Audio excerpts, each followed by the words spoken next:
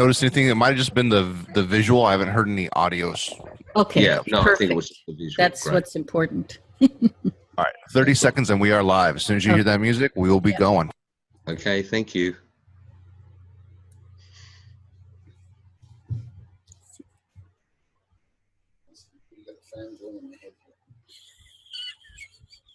It should switch places. Want to switch places? Views and ideas held by the Voice America Talk Radio Network, its staff, and management.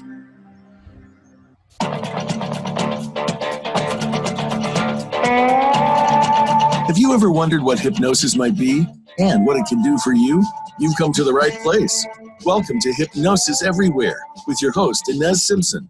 This is the show that talks to everyone, from the experienced practitioner to the cautiously curious, and yes, even the skeptics. Now, here's Inez Simpson. Well, good morning or good day, whatever time slot you're in, and welcome to Hypnosis Everywhere. And Martin Gover. No respect. Martin is with me as my sidekick today. He's hiding off, just to the side a bit, but he's always here. And we're welcoming a great friend of mine from Australia today, and his name is Tony Kyprios. And Tony and I have been friends for at least 10, 11 years or something like that. Anyway, and so I'm welcoming him to the show. Welcome. And what I'd like you to do, because this is going to be a show that encompasses everyone in the audience and from the whole gamut. So if you're a practitioner, you'll get something out of it. But if you're just sitting here and listening and you'd like to help yourself in the world, this is a great show for you. So Tony, I'll just give it over to you, and I'd like you to just sort of say how you came to hypnosis and a little bit about that and lead into where we're going. Where we're going. Okay, well, thank you very much for having me on the show today. As you know, I just came in from Australia for a convention coming up in a couple of days, and a couple of days of sleep has helped to get over the jet lag. But I'd love to share some stuff with you today. And first off, I'll give you a little bit of my story. Around probably 14 years ago or more, nearly 20 years ago now, I came back to Australia after living overseas, and I really wanted to get into helping people. And so I studied for 5 years as a transpersonal and emotional release counselor, which was very unusual. It worked with modalities that related to the unconscious, the subconscious. So it was dealing with people's dreams, sand play, a whole range of different modalities. I was asked after I finished my training to start working with Indigenous Australians. And so I spent 3.5 years initially working at an Indigenous drug and alcohol rehab, working with Aboriginals. And in that process, I very quickly realized that it was very depressing listening to people's stories, listening to a lot of the hardship and the pain and hurt that they had gone through in their lives. And I realized I can't deal with 8 hours of this. Like, I need to find out what someone's story is, and let's start working at changing it. And because a lot of my counseling background, all of it was around unconscious behavior, I thought back to when I was a young boy of around 15. I used to play around with hypnosis, and I really knew nothing, but I was able to hypnotize my friends and have them pretending to mow the lawn, and I'd laugh my head off and think, this is just incredible, the power of this. And I realized that this was probably what I was needing to actually bring in as a tool to help my clients, being the focus. And so I went and studied hypnotherapy. I also studied neuro-linguistic programming. And they were the tools that I really needed to bring in, the hypnosis, to add to the other range of tools to start bringing about change for people. And it also changed my life because, as I said, I was no longer feeling depressed listening to people's problems all day. It was, let's have 10 minutes of your story and then let's get to work about changing it. Yeah. So the power of hypnosis, I can't express to people. We're really much like, as I like to say to my clients, we're very much like a computer. Our conscious mind, I believe, is the screen. And so often we become aware that there's something happening on the screen that we don't really like. But you can't really change the screen unless you go to the hard drive and change the program. And that's the simple way that I see hypnosis. It gives us a tool to be able to change the program that runs our hard drive, so that what we then start putting out to the world, standing in front of the mirror, starts to change. As I say to people, you cannot change what's in the mirror. The only thing that you can change is what's reflecting in the mirror. Once you change that, then what appears in the mirror changes, but you can't go about it any other way. And so hypnosis for me has been, as you have found and other people, just this amazing tool that enables us to support people in reaching their goals, in reaching their changes. Because it's not the change I need, it's what they need to actually make a difference. I'd like to talk today a lot about choices, because we end up where we are in our story primarily through a range of choices that we've made. Now, I know that I shared this with you many years ago when my son was 5. Yeah. And he was really, for me, he was the motivation for me to start looking at doing it differently. And so fortunately, I had, through a very good friend of mine, and who you know, Susie Hall, I was doing some work with her and her sister was the one that introduced a basic model to me of this program. And I then sat back and thought, I really need to simplify this so that little people, the kids that I love working with, will understand. And so from that point, I simplified this and the language so that all kids could start to understand. But what I realized was, as we started to work, both Sam and I, with this was something that the whole family could play. In fact, I found that this was really important, that the whole family started to play along. Because, you know, we are teachers to our children. We're mirrors. Our children are following and learning from us. And they're also looking and responding because they're caught up with the choices that we make as adults. Yep. So this little thing is, I call it staying above the line. Now, I can just hold up something which we're going to put on your screen at some point, because this is really just probably all you're seeing is a piece of paper. Pretty much. So, And but on I'd the like radio, to they're talk, not going to see it anyway till they look at the show page. yes, to the show page. It'll be, But if you could just imagine that, like I showed you a piece of paper, and if you could just imagine, because if someone's sitting at home and they want to quickly get a piece of paper and do this, I'll just simply explain so that they can do it. If you were to draw a line across the center, from the left-hand side to the right side of the piece of paper, and if you would put, that is the line of choice, because I believe that's the level that we move along to choose to go either above the line or below the line. Now, I put this together for my son at the time, who was 5. And so if we move above the line, I believe the choices that we make us strong and powerful. But there's something that we have to do, and that is we have to be responsible and accountable for the choice that we make. Sadly, if we go below the line, I believe we move into a place of weakness and powerlessness. And we play the victim. And the victim can only do 3 things. And those 3 things are: we blame, we justify, and we are in denial. And sadly, many people that I see today, the models that we're actually shown are to be the victim. In fact, I had a solicitor one day sitting in my office, or you call them an attorney or a lawyer, depending on which part of the world you are. And they actually, when I showed them this model, they went, "Oh my goodness, Tony, this is actually the law model. We actually call the clients the victim." And they're often blaming, looking for justification, they're in denial. She said, this is actually explains a lot about the area that I'm working with. And I thought, this is so sad that we have so many people who are moving into the victim model. Now, this is really about choosing, whenever we make a choice, to move above the line, to be responsible and accountable for our choice. So I sat down and I showed this to my son at 5. We were sitting on the floor so that we're at the same height. And I put this on the fridge. And this is something I'm going to encourage everyone that. oops. When I don't know. Are you hearing us, engineer? they showed this to my son, he walked straight over at 5 and he pointed. Yes? Okay. I think you may have to repeat that. All right.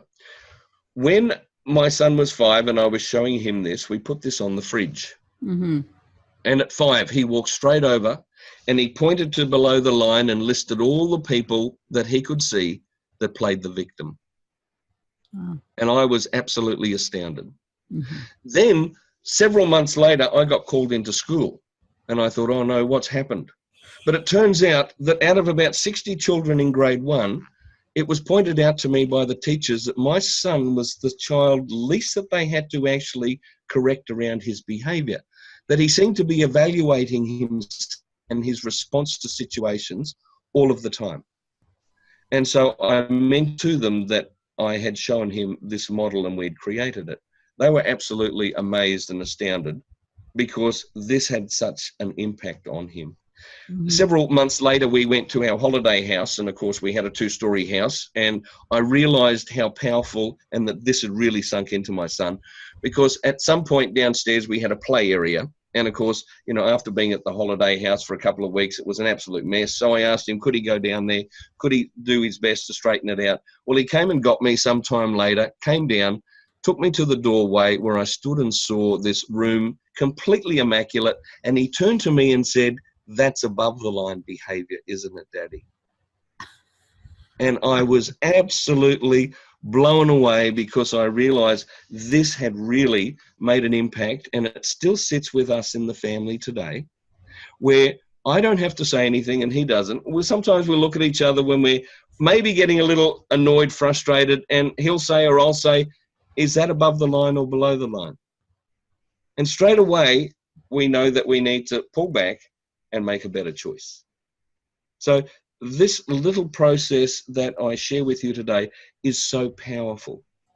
And like I said, it not only works with children, it works with teenagers, it works with adults. You know, how many times are we in ship and someone's playing the victim? Woe is me. We're looking at blaming. And we have to stop that. There is no power in that. We're moving into being the victim, the weak person. We need to stop that, and we need to be responsible and accountable for what we're doing.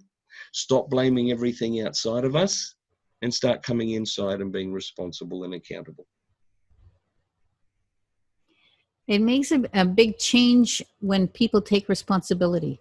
I mean, Yes. that's the biggest change in someone's life. The moment they decide to stay above the line as much as they can possibly do that. Yeah. You know.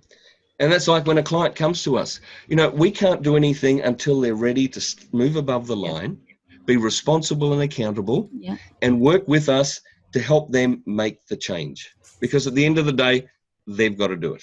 I know, that's what we always say. You know, we don't have a magic wand. You have the magic wand inside you. Yes. You just have to choose, right? That's right. And once you choose that, then we can really help our clients. So I think this is a process that's really great. It's going to be posted on the show page and you'll be able to copy it. It's pretty easy. Yes.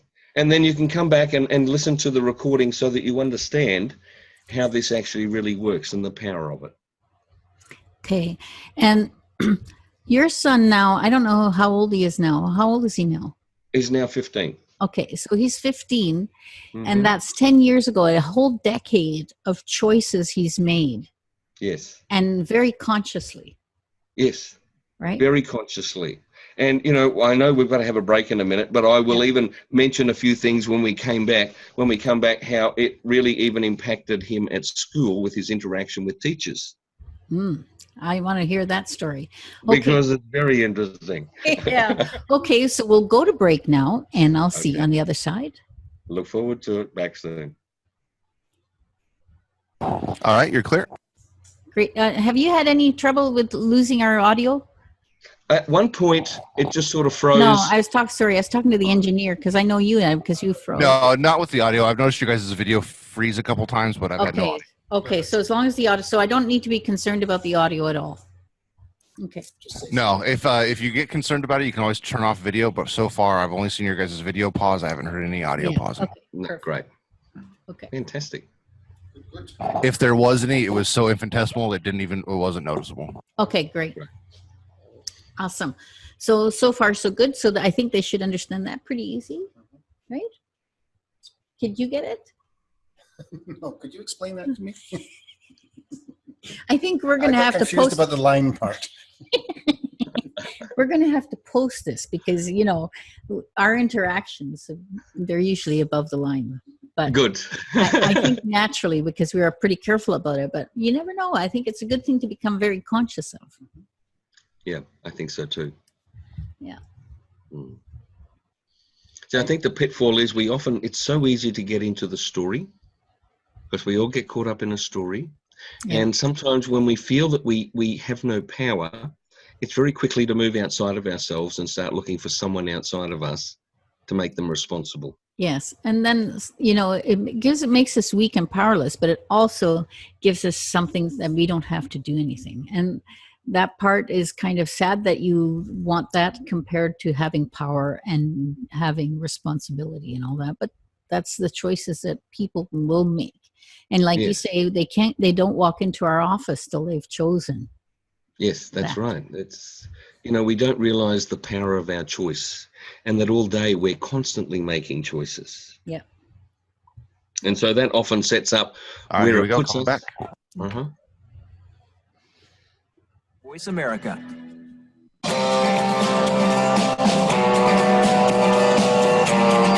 You're listening to Hypnosis Everywhere, the Simpson Protocol. To reach the show today, please call into 1-866-472-5792. That's 1-866-472-5792. You may also send an email to Inez, that's INES, at InezSimpson.com. Now, back to this week's program. And welcome back. And we're going to go right back to Tony Kyprios because I want to know how that was the impact with the teachers. Okay. Well, I remember when my son was in grade 5. So, I showed him this model in grade 1. We're now in grade 5, so we've traveled a few years. We're working with this model. I remember at some point, one of his teachers was struggling with personal stuff. And, that stuff can come to school. And so we're all human. Sometimes those feelings of frustration can turn to anger and, we might actually start verbalizing and showing stuff that we really don't want, which was what was happening for the teacher. And I remember my son standing up in class one day and saying, "Excuse me, I'm going to remove myself now to give you time to get to a better place because this isn't working for you or for I." And he walked out of class, leaving the teacher angry and frustrated. But I was so proud of him to make that choice. Wow. Because that put him into a wonderful, powerful place of not being there, copying all this stuff, not being belittled or feeling terrible about things. It put him into a place of power that he could actually make a choice and remove himself in a very calm, relaxed way and create a better situation for a better outcome for both of them. That's pretty incredible. And to be able to do that calmly as a student. Yes, as a child in grade 5. Yeah, pretty awesome. So this has just been a wonderful process that has come in. And like I said to you, Inez, before, this is something that I encourage every member of the family to get involved with. So often in an argument, between parents, because our children are watching, we'll come home and the blame game starts. Well, once again, as soon as we start to blame, we're dropping below the line. We're going to start at some point being in denial and justifying and playing the victim. Yeah. But there's no power there, and that's not the type of model that we want to be teaching our children. We need to teach them that they need to be responsible and accountable, just like all of us need to be. Yeah. Because that's where the power is. I remember very early on when I think I just had kids and I understood that if I didn't tell them when I needed to be accountable and I didn't apologize or I didn't redeem myself from that position, that actually it played out very poorly for them. Sure. Yeah.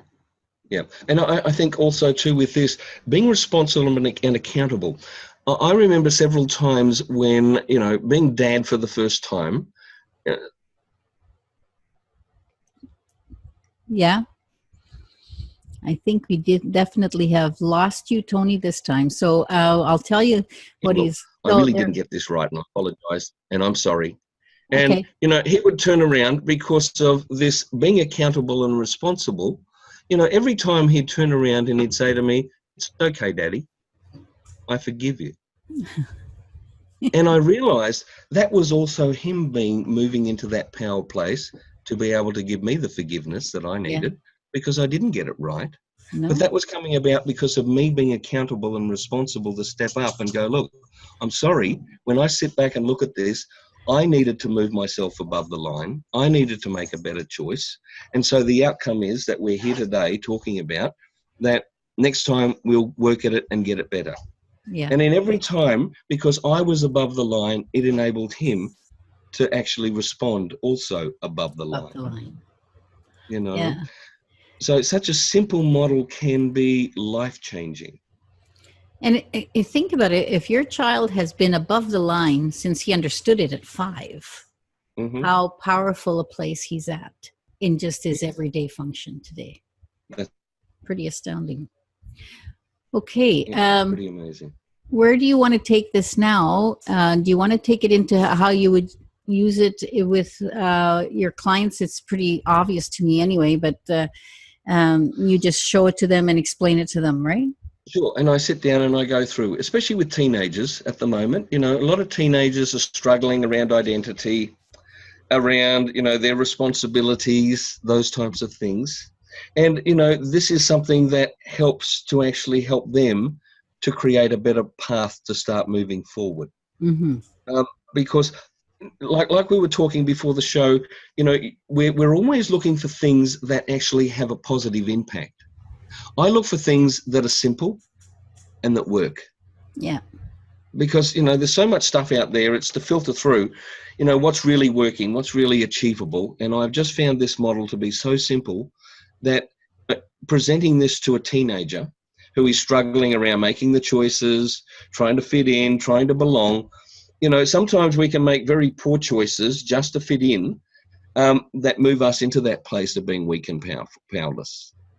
Yeah. And then situations start to happen, and straight away we're the victim. So now we've got to blaming everyone else for what's happening. And I know that most teenagers don't want to be in that place. They're growing. It's an interesting time, as we've all been through it, trying to find ourselves, trying to find our place of power.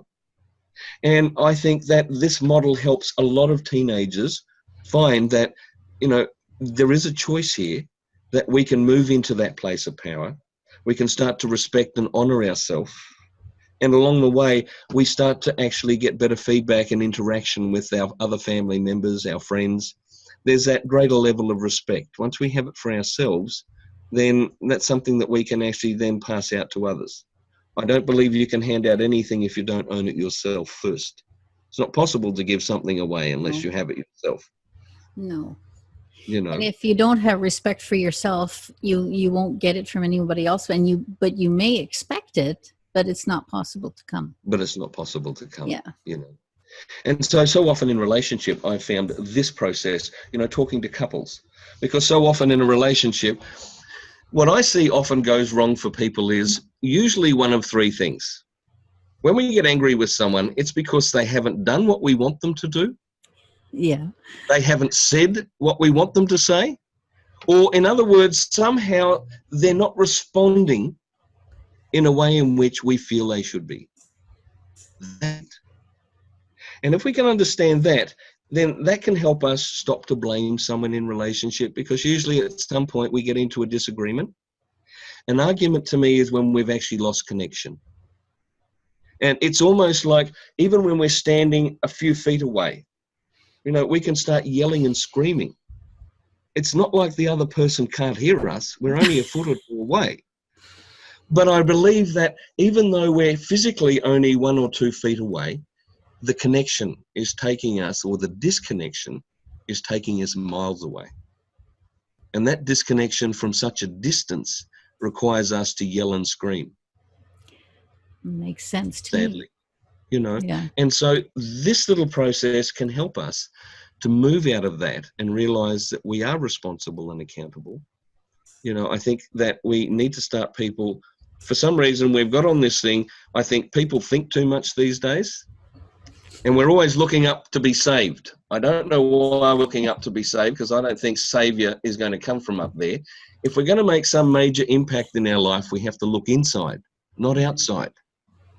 You see, for some reason, this illusion of life, everyone believes that it's all happening on the outside. But I don't believe there is anything going on for any of us outside of us. You see, every emotion that we've ever felt, every feeling of joy or happiness has never been on the outside of us. It's been on the inside of us.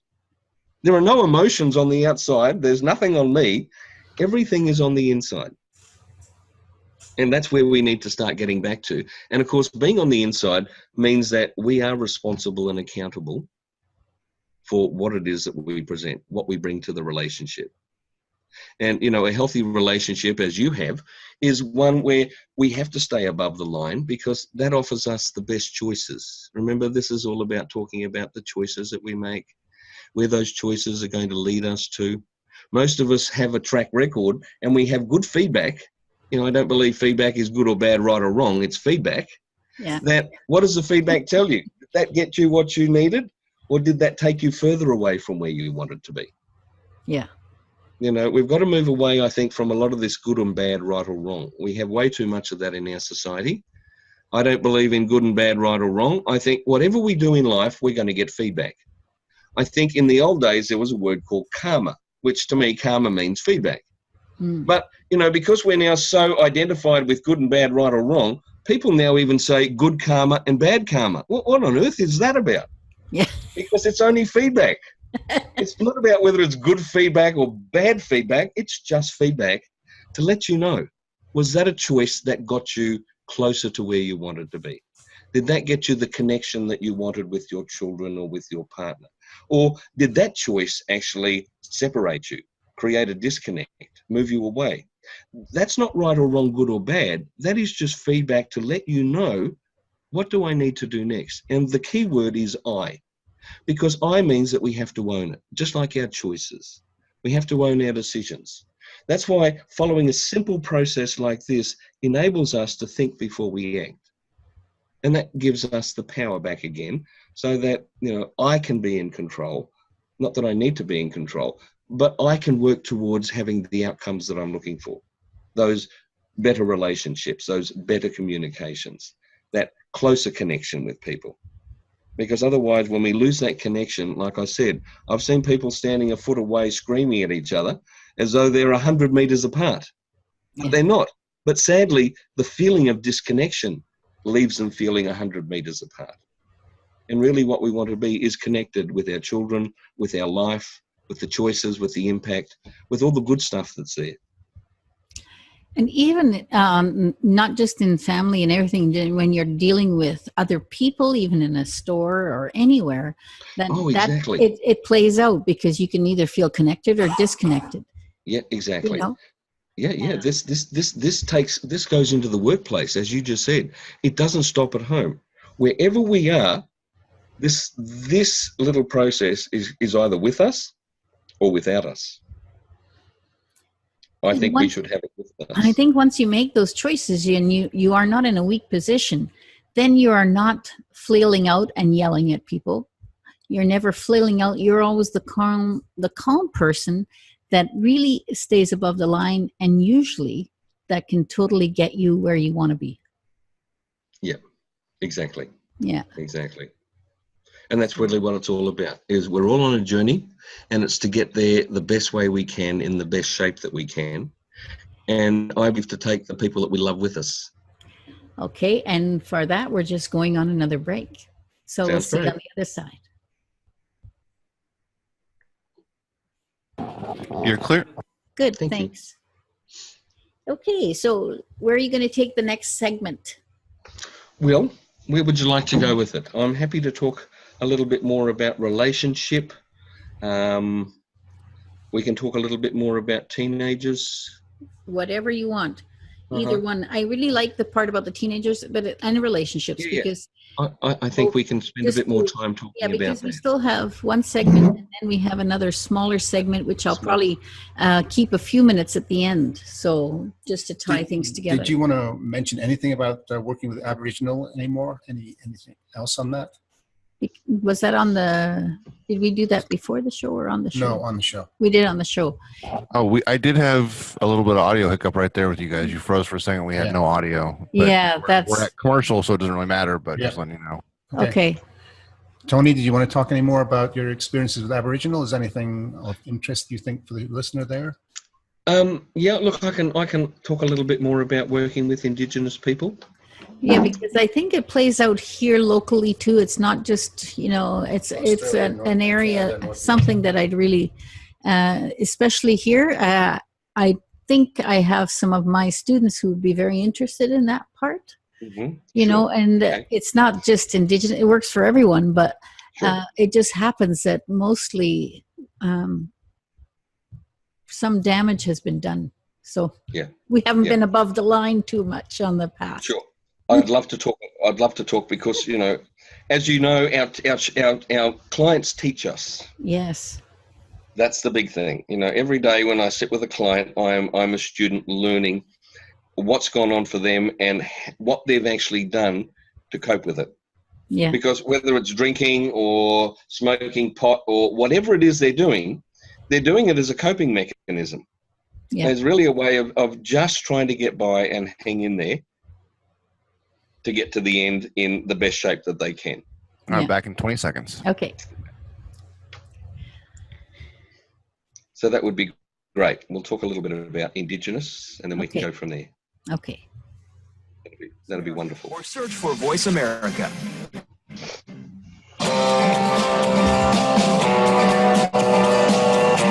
You're listening to Hypnosis Everywhere, the Simpson Pro. Reach the show today. Please call 1-866-472-5792. That's 1-866-472-5792. You may also send an email to Inez, that's INES, at InezSimpson.com. Now, back to this week's program. Well, welcome back to Hypnosis Everywhere, and we're going to go right back to Tony and get him to continue telling us the stories of this great work he does. Thank you, Inez. I just thought I'd like to share with you a little bit of the work that I've done with Indigenous. Okay, I'd love that, please. I've spent about 5.5 years so far working with Indigenous in different communities in a different state to where I am, and then I came back and spent several years working in the state that I live in. And one of the things is that there's so much pain and hurt for a lot of Indigenous. A lot of their identity has been stripped. They've been asked to render their values, their beliefs, to take on a range of other values and beliefs that often aren't really appropriate. They don't really sit with the culture. And I think it's important that, as you know, as a therapist, it's really about meeting the client where the client's at. And sadly, I find that a lot of government organisations, it's not really about finding out where the people are at. It's about trying to get the people to fit into what they're presenting. And of course, that rarely is successful and comes with a whole range of problems. So, talking today a little bit about Indigenous, working with Indigenous, so many people that I have come across carry a lot of pain and hurt. And working in a drug and alcohol rehab, I used to sit there and go back to my room because, all of my clients are my teachers. They're teaching me all of the time ways and means that they have managed to survive, in some cases, the ordeals, the horrific upbringings and conditions that they've actually been through just to get to where they are. And one term that used to sit with me a lot when I would go back to my hotel room after spending a day working with clients, they were always talking about the need to get out of it. Here I am in a rehab for drug and alcohol, and so everyone's, at some point they've all been getting out of it. And I used to sit there and think, what on earth are they really trying to tell me? Like, what is this getting out of? And then I realized really what they're trying to get out of is all of the pain and hurt. I just want to numb this for a while. But sadly, as we know, alcohol, drug use, initially it takes us out of the pain and hurt. But come morning, when we wake up and all of the effects have worn off, we're back into experiencing it again. And then, of course, we realize I need to get out of it again. And we do this a few times and the power of the brain goes, right, I've got this. I now know what you're trying to do. We'll do this on a regular basis. That's what I see a lot of addiction is really about, is that the brain takes over. It doesn't distinguish, is this good or not so good for me, all that type of thing. It just goes, okay, this is what we're trying to do. We'll help out, and we'll just start doing it all the time. And then we start to have these patterns appear that, you know, as I said, now on the hard drive, we have this program that's running that we need to do this on a regular basis. And yet really what we need to do is get to, you know, this place of being able to heal, being able to move back, as we've been talking about all morning, to a powerful place where we can start to get a grasp of our life and step into being responsible and accountable. And I've people in a drug and alcohol at some point have fallen below the line. You know, there's a lot of blaming going on, and I understand at times we need to understand where it is, where we've come from, to understand the story, but we need to unhook from the blame, and we need to move out of the victim, and we need to move above that line, and we need to start being responsible and accountable to start creating the future that we need to create. Mm-hmm. And I found that was one of the most rewarding things, was helping people to realize, you know, so often we get stuck in our story. And this is something that isn't a cultural thing. It affects every culture that I know of. Yep. You know, after a while, if we start thinking enough or being told enough, we start believing that, you know, most of the time we won't amount to much. We won't be good enough, those types of things. But to me, that's just a story, and it's not necessarily a true story. You know, I like to believe that, you know, every day we're creating the story for ourselves, and we're creating a movie. We are the director, we are the producer, because we spend a lot of time and money and effort ending up where we are, and we're the main actor in the story. And the sad thing is our story is just a story.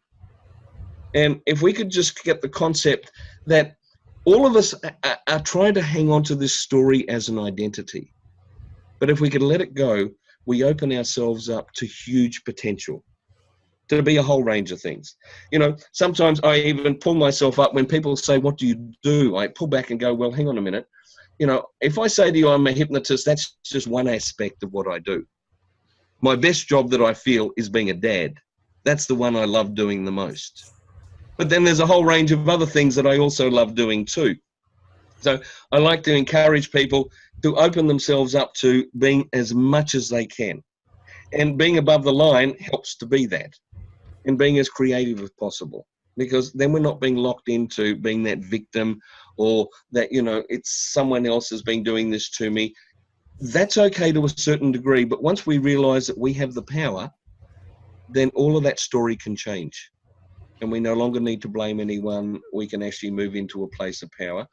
And I believe we need to be encouraging a lot of Indigenous cultures to move back into that place of power, and to help them remind them that they have all this wonderful knowledge, all of these wonderful gifts, just like children.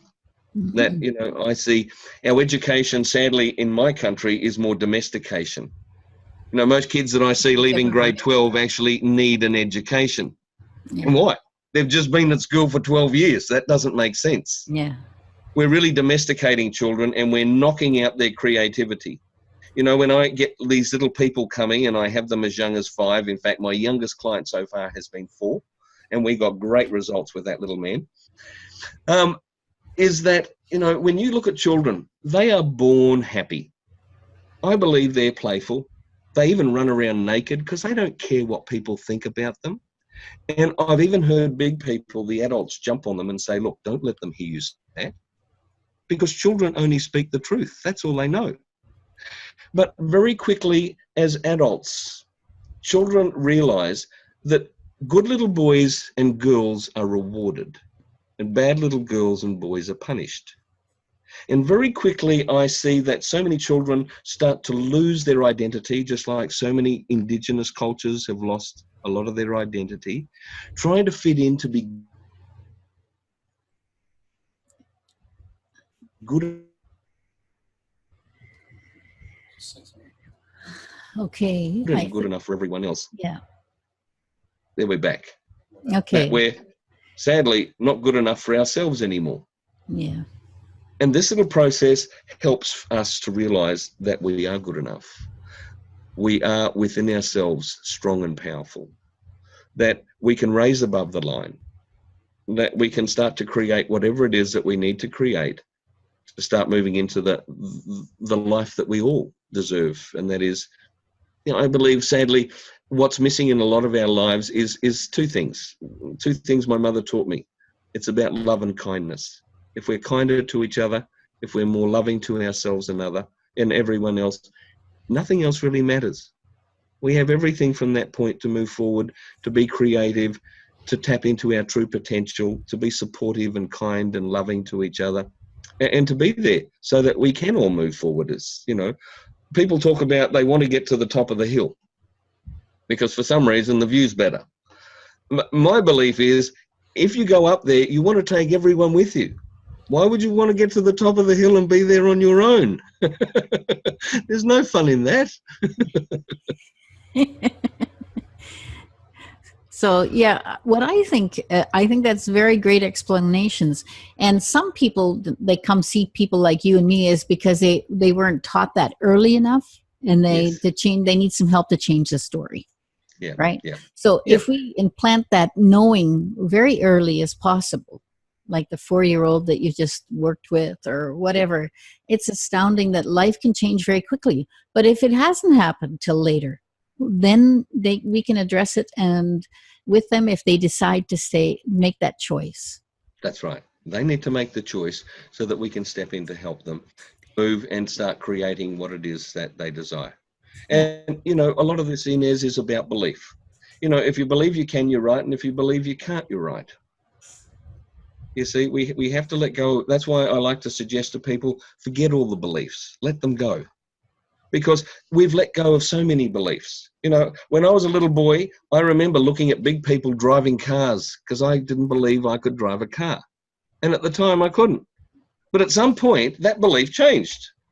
Yeah. And I got rid of that one, and now I believe I can drive. Some people might say, well, erratically, but I believe I can drive. And I believe our life is full of things like that. And that's why it's important for us to help people to realize that they're not stuck with the story that they're stuck with. Often it's through misinformation.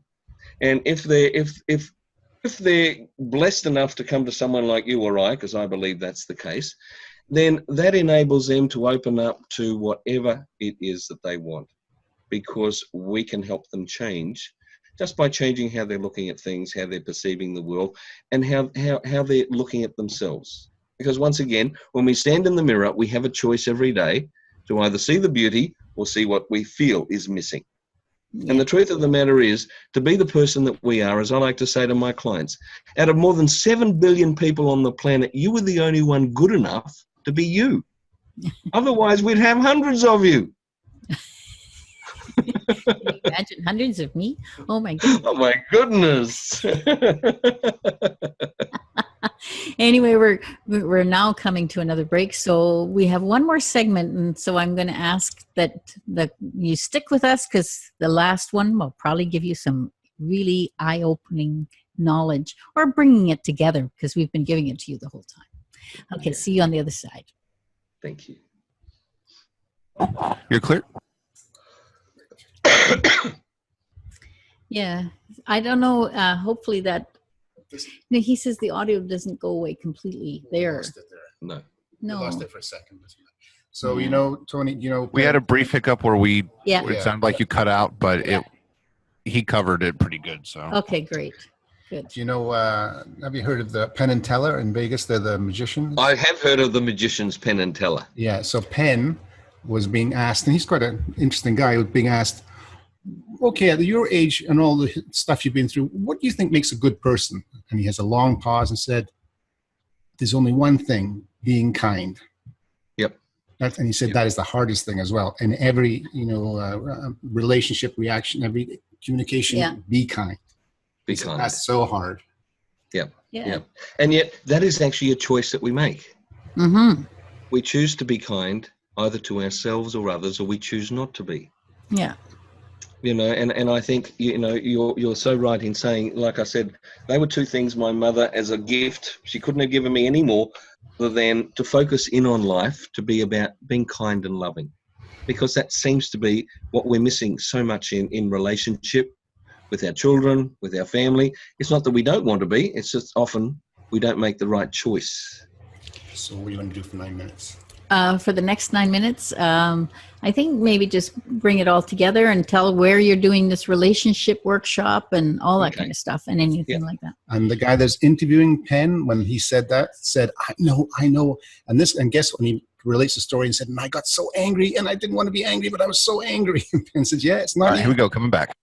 Isn't Be that kind all the time. Yeah. That's really interesting. Okay. So Facebook.com/Voice America.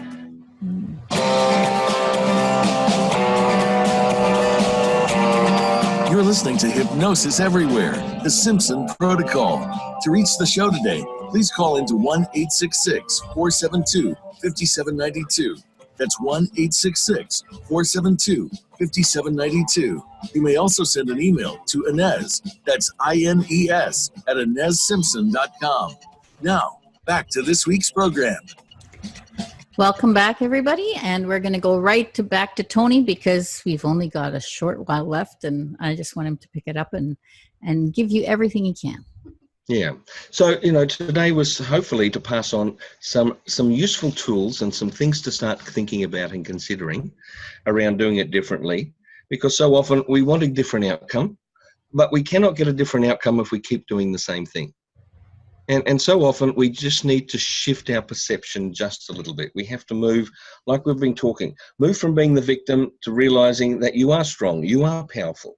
We need to just move above the line and make better choices. And those choices can then lead us to endless possibilities. And I think that's one thing that we all need to realize, is that we are a bunch of endless possibilities.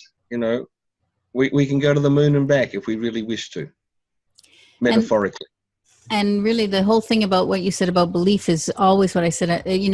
I'm open to possibility, and I work on not having a distinct, I know this and this is the way it is, because I know that belief is going to change very quickly sometime. Yeah, so it's just always being open to that possibility and just making those decisions above the line. Yes. And it really comes down, it sounds so simple, doesn't it?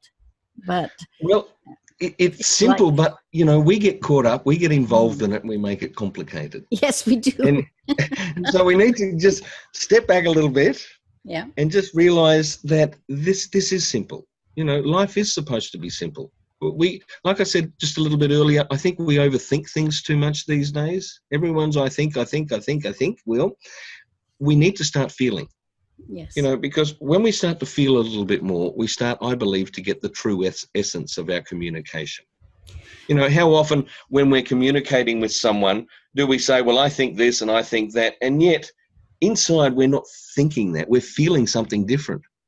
And in every case that I know of, especially with children, they know that that's not true, because they're picking up on how it really feels. That's the wonderful thing about children, is that they're not caught up in their head. If they are, they're dreaming, they're creating, they're imagining, they're doing all those wonderful things. And as adults, we've had that mostly beaten out of us through this domestication thing. And now we're thinking this, we think that. And it's like, whoa. Let's go back to what was really working for us. And that's, how does it really feel for us? And then being honest with that. Moving above the line, being responsible, being accountable, being honest, and using those building blocks to build good relationships with our work colleagues, with our friends. Because I see whatever we're going on in our family, and I like to say, just to help everyone here, just to get over some of the shock that they might have got today if they're starting to look at themselves or their relationships, is that I believe that 97% of families are dysfunctional, and the other 3% are in recovery. I love that. That's, it's true. Everybody says, well, they're a dysfunctional family. I thought, well, Isn't that pretty normal? So the other And thing, as humans, we're really just looking for better ways to do things. yeah. Do you know, I love the thing about the domestication that you say that, you know, our school systems, and I think that's pretty well everywhere in the, I don't know about the Eastern, but the West. And the whole idea, and a friend of mine, you know him too, Tim Horn, he's one of my SP trainers, has just written a book called Wide Open Sky, I think it's called.